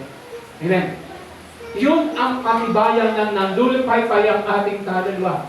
Malamig at walang sigla sa pakikinig at pag-aaral ng Biblia. Basahin natin. Ito, mga kapatid, kung hindi totoo. Awit 119. Kung wala tayong sigla sa pakikinig ng salita ng Panginoon, mga kapatid, mayroon pong panlulupaypay sa loob natin. Awit 119, 131 namin, kung mayroon. Basahin ko lang po sa Biblia. Ito, makikita natin, kung wala tayong gana, mga kapatid, pero pag sa mundo, napaka-active natin. Amen. Alam niyo po, napakahirap po yung ganun. Ang salita ng Diyos, mayroon pong nangyayaring hindi natin nakikita doon sa loob natin. Mayroon pong negatibong nangyayari, mga kapatid, na dapat natin makita ngayon. Dahil kung hindi po natin ito masusolusyonan, pwedeng ikabuhan natin. At kung dumating ang panahon, mga kapatid, maratan tayo ng Panginoon na ganyan, hindi tayo maliligtas. Basahin po natin, awit 190. Kaya mga kapatid, sana makita po natin ito sa ating kaluluwa. 131. Awit 113 verses 131. Napaka haba po kasi, mga kapatid, itong awit eh. Sabi diyan sa salita ng Panginoon, sa 131, aking binuka ng maluwang ang bibig ko at ako'y nagbuntong hininga sapagkat aking pinananabigan ang mga utos mo. Pag ang tao, mga kapatid, wala pong panglulupaypay sa ating kaluluwa, nananabik tayo sa pakikinig at pag-aaral sa salita ng Diyos. Ang tawag dyan sa pag-aaral natin, first love. Yung ating unang pag-ibig sa Panginoon, mga bago pa tayo, gusto natin lagi nagbibiglia, lagi umaattend, lagi tayong dumadalo. Alam niyo po, mga kapatid, pero dumarating ang panahon, mga kapatid, parang mag-asawa. Minsan, pag tumatagal na, pag matanda na, pagkahiwalay na ng tulugan. Alam niyo po, mga kapatid, parang ganun minsan tayo sa Panginoon. Pag nanulupaypay tayo, mga kapatid, ang outcome nito, resulta sa ating kaluluwa, nandiyan na lang, nakikinig na lang tayo, pero wala na tayong eagerness, wala na tayong init, mga kapatid. Yung nabasa natin kanina, narinig natin, maninas sa espiritu, walang ninas. Naalala ko po yung isang member ng church, matagal siya pong hindi naka-attend. Siguro may problema. Pinuntahan ng pastor. Kahit pinakausap ng pastor, mga kapatid, yung members na yun na hindi uma-attend, hindi siya umiimik. So, ang ginawa ng pastor, mga kapatid, umupo na lang siya doon sa harapan ng kapatiran na yun. Inabot po sila ng oras, mga kapatid. Sa Amerika po kasi, mga kapatid, malamig doon, mayroon pong pugon. Bago siya umalis, mga kapatid, yung pugon, yung heater, mga kapatid, nilagyan niya ng kahoy. Alam niyo po, bago siya umalis, ang sabi ng member, salamat po, pastor, sa napakaninas mong mensahe. Hindi nagsalita yung pastor. Sabi niya, salamat po sa napakaninas mong mensahe. Yung po, mga kapatid, na namamatay na pugon, ay kanyang nilagyan ng gatong. Nagdinas ito. So, mga kapatid, kung wala tayong sigla, lalagyan pa natin ng gatong, hindi tayo maglalagablag, mga kapatid. Mamamatay yung init. Malalamig tayo. Napakalamig natin minsan sa pakikinig na salita ng Diyos, sa pag-aaral. At ang gusto natin madaliin, mga kapatid. Napaka-napanganib po niya. Nangangahulugan, mayroon pong panglulupaypay sa loob natin. Hindi lang natin na-admit, hindi lang natin nakikita. Pero, pag wala tayong pong eagerness sa pag-aaral, pakikinig, mga kapatid, may problema na po sa loob natin. Kagaya ni David, sabi niya, sapagkat pinananabigan ko ang iyon mga salita. Kagaya po na sinabi sa chapter 42, kagaya ng isang usa, hinahanap niya ay tubig. Dapat ganun tayo. Yung salita ng Diyos, mga kapatid. Okay. Pang-dalawang kawalan ng desire na manalangin. Ito po, mga kapatid, pag tayo nanulupaypay na, siyempre, wala nang salita ng Diyos na, mga kapatid, na nag-absorb sa atin, hindi na tayo susunod. Tapos hihingi tayo sa Diyos. Hindi na tayo hihingi sa Diyos kasi alam natin, mga kapatid, hindi rin tayo didingin ng Diyos. Yung kawalan nating desire na manalangin. Mayroon pong panlulupay-pay dun sa loob natin. Pang-tatlo, kawalan ng pagdanais na gumanap sa tungkulin at responsibilidad. Lalo po mga kapatid, kung wala ka ng gana sa pag-aaral ng salita ng Diyos, mga kapatid, tapos maglilingkod ka pa, hindi mo magagawa yan. Hindi natin magagawa, mga kapatid, kung wala ka ng gana mag-aral. Meron naman, mga kapatid, gusto lang magtuturo, pero ayaw mag-aral. Alam niyo po, mga kapatid, yung kawalan ng pagdanais sa gumanap sa ating mga responsibilidad. Palulupay-pay po yan. Mga kapatid, nawawala po yung ating init. Lalo po sa Great Commission, Mateo sa chapter 28, verse 18 to 20. Sa panahon natin ngayon, mas dapat, mga kapatid, nagmamadali tayo sa pag-spread ng salita ng Diyos. Kasi darating ang panahon, hindi na nila papakinggan ang salita ng Diyos. Ano po? Darating ang panahon, pag mangangaral tayo ng magaling na aral, isasarado ng tao ang kanilang pakinig. Ngayon, mga kapatid, at least pinapakinggan pa ng tao ang salita ng Diyos. Salamat, Brother Lucino, sa pag-response doon sa Pedro. Kay Ate Jenny Lynn, kay Kuya Erwin, kay Brother Edmond, Ate Michelle, kung diyan na kayong titira, pumupunta si Kuya Rick doon. Pupuntahan natin, mga kapatid, yung ating mga Bible studies. Ito yung panahon, mga kapatid, na hindi dapat tayo nalulupay-pay. Yung pong kawalan po natin ng init, mga kapatid, sa pagganap ng aming katungkulan sa Panginoon, nalulupay-pay ang ating kaluluwa. Ikabubuan po natin yan. At kung tayo mabuwal, hindi natin mga ginawa ng paraan, baka dadang tayo ng Panginoon. Na ganyan ang ating ginagawa. Hindi tayo naliligtas. Sabi ng Mateo sa chapter 25, mapalad ang aliping yaon kung madatnan siya ng kanyang Panginoon na gayon ang kanyang ginagawa. Okay, next slide. Balisan ko na po, mga kapatid. Alas 12, hihinto po ako. Kahit hindi pa tapos. Yan po yung gusto ninyo. Madaling mahatak at mapaayon sa gawa ng mga sanlibutan. Madaling po tayong mahatak, mga kapatid. And then, walang katiyakan sa kaligtasan. Napakamapangalit. Next time namin.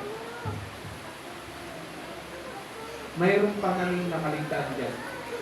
Paano mapapagtagumpayan ang paglalagay? Wala. Ito na ilagay. Babasahin ko na lang. Yung pang-apat, paano mapapagtagumpayan ang panglulupay-pay? Basahin ko lang po, mga kapatid. Number 1, pilitin at obligahin ang sariling kumain. Nandulupay-pay tayo, mga kapatid. Pilitin natin yung ating sarili. Sabi ko kay Ninang Ista, yung nanay po ni Raquel, tinigil po siya. Ang sabi niya, ang una pong epekto sa kanyang katawan, wala siyang ganang kumain. Sabi ko, kumain po kayo. Dahil kinigil mo kayo, alam niyo po, ang chemotherapy, mga kapatid, napakatindi po ng epekto niya sa katawan. Kung wala ka, mga kapatid, lakas ang iyong katawan susunugin. Unang radiation, yung ibang organs po. Kaya yung mga kinikemotherapy, mga kapatid, umiitim ang buhok, nalalaglag po ang buhok. Kaya ang sabi niya sa akin, kachat ko na isang araw, Brother Henry, kakaunti ng buhok ko. Kasi mga kapatid, unti-unti nang nalalaglag. Sabi ko, salamat po, hindi niyo pinakot.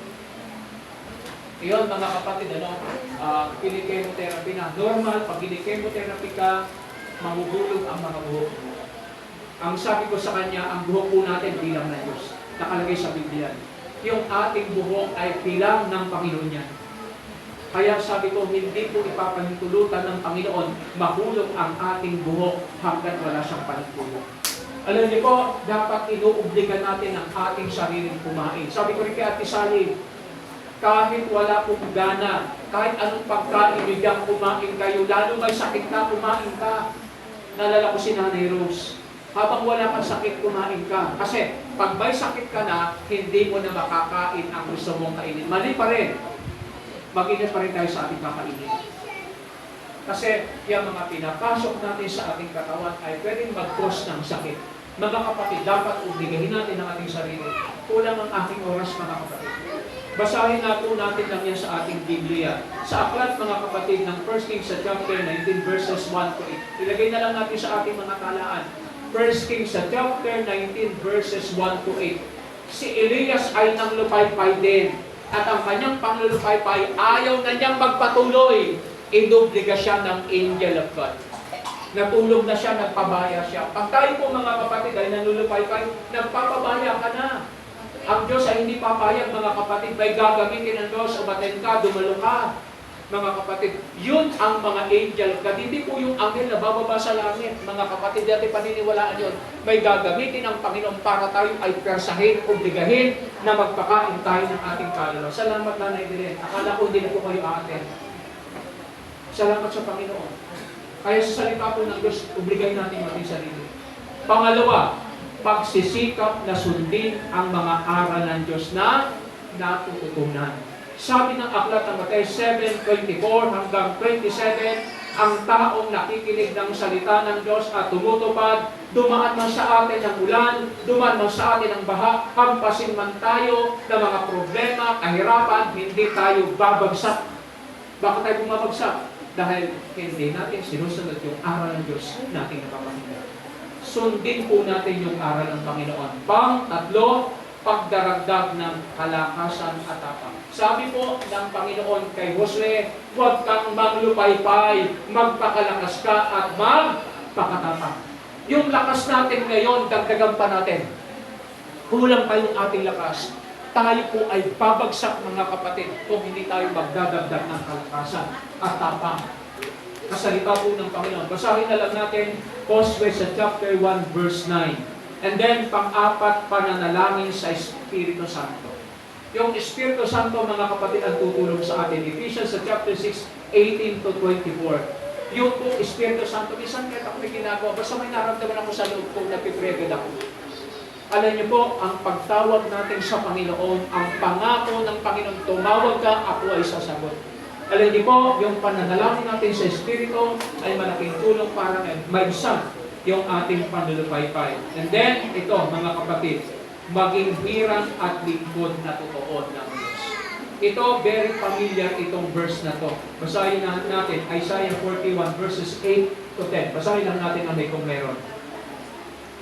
Sa Isaiah sa chapter 41 verse 8 to 10.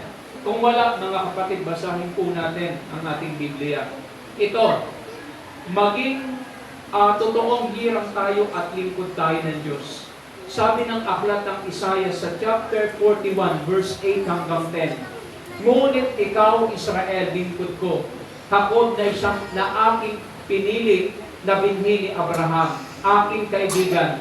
Ikaw ay aking hinawakan mula sa wakas ng lupa at tinawag kita mula sa sulok na iyon at pinagsabihan kita, ikaw ay aking lingkod, aking pinili ka at hindi kita itinatakwil. Sabi ng salita ng Diyos, ikaw ay aking lingkod, ikaw ay aking pinili. Dapat tayo maging hirang ng Diyos, dapat tayo maglingkod sa Diyos. Pag ginawa natin yan, ito ang sabi ng Panginoon, huwag kang matakot sapagkat ako'y sumasa iyo. Kung ang Diyos, mga kapatid, ang ating pong kasama, ano man pong maranasan natin, mga kapatid, kakayanan natin, malalampasan po natin. Bakit? Ang sabi ng salita ng Panginoon, sapagkat ako'y sumasa iyo. Huwag kang maglupaypay, sapagkat ako'y iyong Diyos. Ang nanlulupaypay pala, mga kapatid, hindi pa yung lakas ng Diyos ang ating ginagamit. Kung bakit tayo nanlulupaypay, hindi yung kapangyarihan at lakas ng Diyos ang ating dinidependihan, kundi yung ating sariling lakas. Manlulupaypay tayo, mga kapatid. Pero sabi ng Panginoon sa kanyang salita, sa verse 10, huwag kang matakot, natatakot tayo, sapagkat ako'y sumasa iyo. Baka hindi natin kasama ang Diyos. Alam mo, sinabi ni Kuya Nunay nakaraan, alam niyo po, pag pumunta kami ng Olipanan, nalalaki po ng alon. Napakalalaki po ng alon, lalo po ng bagyo, mga kapatid. Pero nagkaroon ako ng phobia. Isa pumunta po kami, mga kapatid, ng Olipanan, bagyong dudong yun eh. Signal ng perto. Kailangan namin pumunta, kasama namin si Ate Gemma noon. Umuulang pa, ang lakas talaga, mga kapatid eh. Ang ginawa ko, hinatid ko si Ate Gemma, mga kapatid, dyan sa bayan. Doon na, mga kapatid, akala ko sa bangka. Salamat sa Panginoon, may ginamit ang Diyos. Naglalangoy po ako, mga kapatid ko na alam, sinisisid ko na kasi yung angklon ano na tatanggal at dinadala sa napakalakas na hangin at alon. Bigla pong may tao, ginamit ang Panginoon, mga kapatid. Tinulungan ako, sabi niya sa akin, Kuya, kaya natin ito. Salamat sa pangakala ko po, mga kapatid, basag yung bangka. Sabi ko, inilagay ko na sa loob ko, sabi ko, Panginoon, basag na yung bangka. Pero salamat sa Panginoon, nakapas po kami doon sa bahay-bahay na nasa gitna doon. Ay hindi ko naman kaya. Salamat sa Panginoon. Diba, sabi natin, bilisan mo. Maraming tao nanonood lang. Maraming tao. Hinahanap ko po yung tao na yun kasi hindi man lang ako nagpasalamat. Pero pinanalangin ko siya sa Panginoon. Sabi ko, Panginoon, yung tao na yun na ginamit ko, pagpalain niyo ko at tulungan din niyo. Ang daming tao nakatingin doon, mga kapatid sa akin. Kaya po, salamat sa Panginoon. Sinamahan pa rin kami ng Panginoon. Sabi diyan, huwag kang matakot sapagkat ako'y sumasa iyo. Huwag kang manglupaypay. Kasi pag tayo nang lupaypay, hindi na tayo magpapatuloy. Kihinto na tayo, aatras na tayo, uurong na tayo. Hindi na tayo magpapatuloy ko yun. Quiet mo. Mga singer kayo at kayo ay mga instrumentalist sa church natin. Nakikita ko kayo, wala po ako dito nun. Nakikita ko kayo, mga aktibo kayo, mga kapatid. Salamat sa Panginoon, nang lulupaypay at man tayo, minsan pinapahintulutan ng Diyos. Pero mga kapatid, gusto po ng Panginoon, bumangon tayo. Kasi ang sabi ng Panginoon sa kanyang salita, yung ating pong Diyos, sabi niya, sapagkat ako'y iyong Diyos. Ang Diyos natin, hindi siya tao. Ang Diyos natin, mga kapatid, hindi ginto, hindi tila. Ang Diyos natin ay napaka-makapangyarihan. Ano ang kayang gawin ng Diyos? Aking palalakasin ka. Mahina man tayo, palalakasin tayo ng Diyos. Huwag lang tayong huminto. Huwag lang tayong matras. Huwag lang tayong sumuko. Sabi ng Panginoon, aking tutulungan ka. Ano mang problema natin, mga kapatid, hindi tayo kayang tulungan ng tao, pero ang Diyos tayo tulungan. Aking aalalayan ka ng kanang kamay ng aking kanwiran. Yung pag-alalay ng Panginoon sa atin, sa ibang salita, hindi tayo bibitawan ng Diyos. May mga taong bumibitaw sa Diyos, pero ang maganda, mga kapatid, hindi tayo binibitawan ng Diyos. Kaya sa salita ng Panginoon, ito, mga kapatid, yung kailangan nating gawin. Okay, summarization tayo natin. Maging hirang tayo, ang solusyon, maging hirang tayong totoo, tapos maglingkod tayo. Huwag lang tayong hirang, ha? Huwag lang tayong hirang, dapat maglingkod tayo. Dahil yun ang ating buong katungkulan. The whole duty of men is to serve God. Yan ang ating katungkulan. Kaya sa salita ng Diyos, sabi ko nga kay Richard, lobi ng Panginoon, pag wala tayong sasakyan kay Richard, ikaw ang driver namin. Galing na mag-drive yan. Kaya loobin ng Panginoon, mga kapatid, makasama natin ang kapatid na yan. Sa salita po ng Diyos, maging si Brother Edmond, si Ate Michelle, Kuya Jun, mga dating alay natin yung mga yan. Kaya kailangan po natin, mga kapatid, maging hirang at maglingkod tayo ng totoo sa Diyos. Tama yung narinig natin, hindi lang linggo. Okay, summarization, hindi sapat ang sariling lakas talino sa lapi kayamanan para mapagtagumpayan ang panglulupaypay ng kaluluwa. Kahit nasa atin yan, nalulungkot pa rin tayo, napuprostrate pa rin tayo, mga kapatid, nadidisappoint pa rin tayo, nadidiscourage pa rin tayo, mga kapatid. Pero kung ang Diyos, sabi niya sa kanyang salita, kundi ang totoong pagtitiwala, wala yung pag-ibig at pag-asa sa Diyos. Basahin natin lang ito. Isaiah sa chapter 40, 28 hanggang 30. Nasa taas yung nasa unahan yung 28. Nasa unahan ng summarization. Kamali kasi ako ng... Okay, basahin po natin na salita po ng Panginoon. Sa chapter 40, verse 28. Unti lang mga kapatid, 5 minuto lang. Pasensya po. Siguro hindi mo kayo magbabackslide sa 5 minuto. Basahin ko po ito. 28.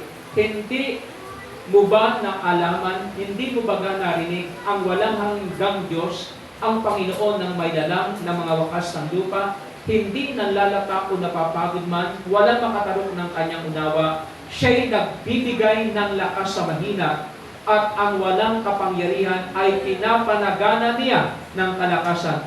Pati ang mga kabinataan ay manlalata at mapapagod, at ang mga binata ay lubos na mabubuwal, ngunit silang naghihintay sa Panginoon ay magbabagong lakas. Sila'y papailang lang na may mga pakpak na parang mga agila, sila'y magsisitakbo at hindi mapapagod, sila'y magsisipaglakad at hindi manghihina. Kinakanta natin ito, ang saya-saya natin pag kinakanta natin. Sana maranasan natin ito. Pag tayo'y nandulupay-pay, mga kapatid, ang Diyos dapat ang maging lakas natin.